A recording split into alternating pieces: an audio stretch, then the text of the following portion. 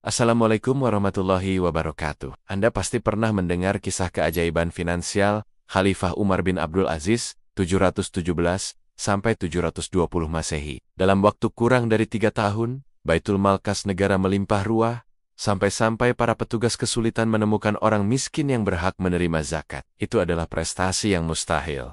Tapi, bagaimana Umar kedua mewujudkannya? Jawabannya, bukan hanya pada kesalehan khalifah, melainkan pada jaringan administrator dan teknokrat jujur yang ia tunjuk. Mereka adalah para arsitek di balik reformasi ekonomi terbesar kekhalifahan Umayyah. Mari kita bongkar siapa saja tokoh administrasi dan keuangan yang membantu Umar.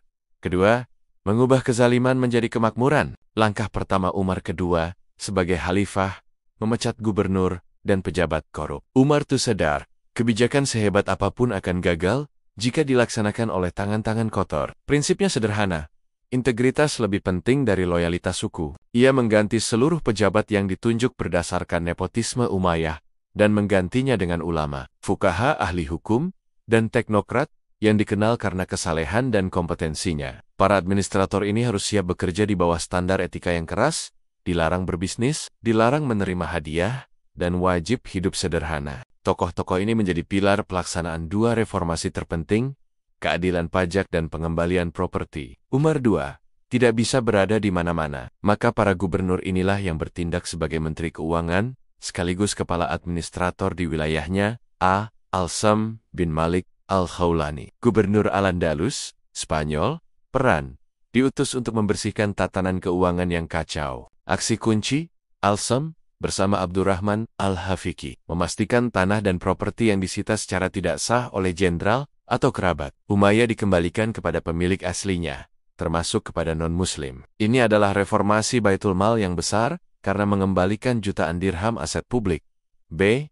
Ismail bin Ubaidillah bin Abi Al-Muhajir Gubernur Ifriqiya, Afrika Utara. Peran, fokus pada integrasi fiskal dan sosial. Aksi kunci, ia menghapus pajak diskriminatif, jizyah, pada suku Berber yang telah memeluk Islam Mawali. Meskipun secara teori mengurangi pemasukan pajak jangka pendek, kebijakan ini secara fundamental menghentikan pemberontakan dan mengintegrasikan jutaan Muslim non-Arab sebagai warga negara penuh. Stabilitas sosial ini adalah kunci bagi keberlangsungan ekonomi.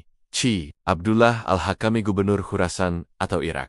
Peran, pengelola ekonomi di provinsi paling kaya dan paling korup. Aksi kunci, Khurasan dan Irak adalah jantung ekonomi timur kekhalifahan. Gera secara ketat menjalankan perintah Umar kedua untuk memberi hak mawali dan memperbaiki sistem irigasi serta pertanian. Fokusnya adalah pada peningkatan produksi dan keadilan distribusi, bukan hanya penarikan pajak yang tinggi. Di ibu kota Damaskus, Umar kedua tidak bekerja sendirian. Ia membentuk Dewan Penasihat yang berisi ulama terkemuka. Tokoh-tokoh ini berperan sebagai auditor, penasihat fiskal, dan pengawas hukum. Meskipun sumber sejarah jarang menyebut satu nama khusus sebagai Menteri Keuangan resmi, para ahli hukum ini memiliki wewenang setara. Contohnya, Said Ibn Al-Musayyib, ulama besar dan konsultan. Peran, meskipun ia meninggal sebelum Umar kedua menjabat khalifah, namun pernah menjadi penasihat Umar saat menjadi gubernur Madinah. Murid-murid dan mazhab pemikirannya yang sangat ketat terhadap syariah dan keadilan menjadi basis legalitas bagi semua reformasi keuangan Umar II. Aksi kunci, keputusan Umar kedua untuk mengembalikan properti milik keluarga Umayyah ke Baitul Mal diambil setelah berkonsultasi dengan para ulama yang memastikan bahwa tindakan tersebut sah secara hukum Islam dan merupakan pengembalian hak rakyat. B. Raja bin Haywah penasihat utama dan juru kunci suksesi. Peran, bukan administrator keuangan murni, tetapi sebagai kepala Dewan Penasihat, Raja bertugas memilih dan merekomendasikan banyak pejabat, termasuk Umar II sendiri. Aksi kunci, integritas, Raja bin Haywah adalah penjamin moral yang memastikan bahwa gubernur dan administrator yang diangkat Umar II benar-benar orang yang tidak ambisius dan jujur. Ini adalah sistem check and balance utama. Intinya, tokoh administrasi Umar kedua adalah perpaduan administrator militer yang adil, seperti Al-Sam dan ulama, atau fuqaha yang ketat seperti para penasihat di Damaskus. Puncak keberhasilan administrasi dan keuangan Umar II adalah pada tahun 719 Masehi, di mana para gubernur di seluruh provinsi melaporkan surplus zakat yang luar biasa. Mengapa mereka berhasil? 1. Pengurangan beban. Dengan menghapus pajak ilegal dan diskriminatif, mereka meringankan beban rakyat, meningkatkan loyalitas, dan memotong biaya operasional yang timbul dari pemberontakan. Kedua, fokus produksi.